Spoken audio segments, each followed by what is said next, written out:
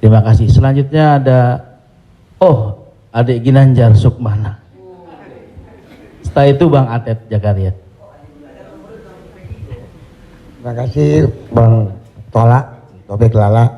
Ustadz, tadi Ustadz cerita bahwa Rasulullah juga bergurau, tapi gurauannya itu tidak pernah berdusta, dan itu yang tidak boleh kata Rasulullah.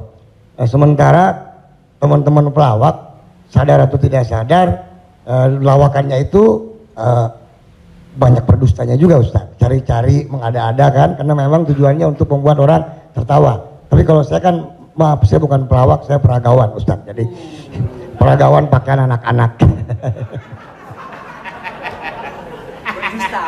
Jadi saya dengar dusta kan gitu ya, contohnya kayak tadi gitu, atau Bopak umpamanya dia mengatakan dirinya ganteng, dia cerita bahwa banyak cewek yang suka sama dia, itu kan berdusta Ustaz. Iya kan, fitnah kan. Kita Willy enggak, tapi kalau soal ketampak jadi mohon dijelaskan kembali oleh Ustadz Abdul Somad batasan bagaimana di dalam melawak yang tidak boleh berdusta, sehingga kalau memang ternyata pelawak tidak boleh berdusta dalam melawakannya, mungkin saya sedang pikir-pikir dulu untuk melanjutkan profesi ini Ustaz.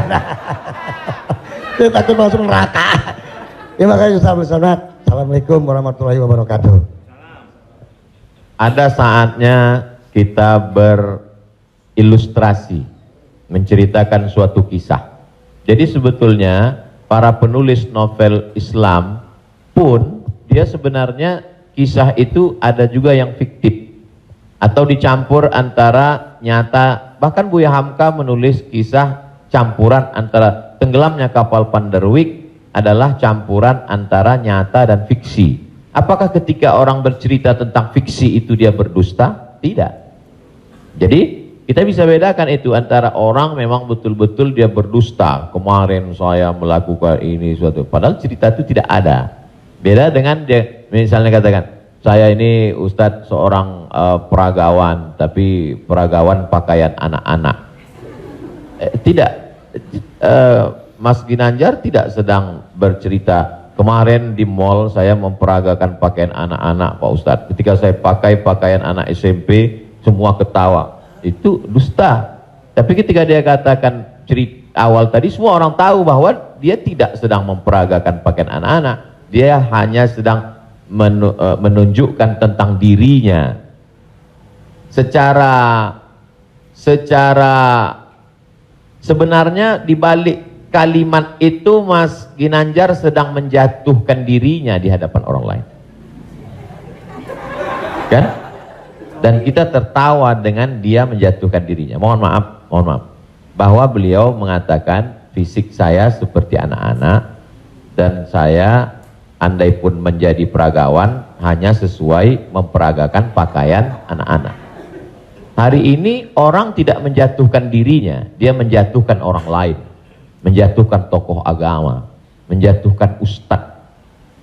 Ada suatu kesalahan dalam cara dia berpikir. Bahwa beliau menjatuhkan dirinya, dia tidak usah. Karena dia tapi dia tidak sedang berbohong. Dia hanya sedang bercerita. Insya Allah penjelasan saya itu bisa dipahami. Yang tidak bisa itu adalah ketika orang seolah-olah dia bercerita, dia kemarin saya sebuah cerita seakan-akan orang mengatakan dia nyata. Padahal sebetulnya hanya bohong belaka supaya orang tertawa. Itu yang dilarang oleh Nabi Muhammad SAW. Wallahu a'lam.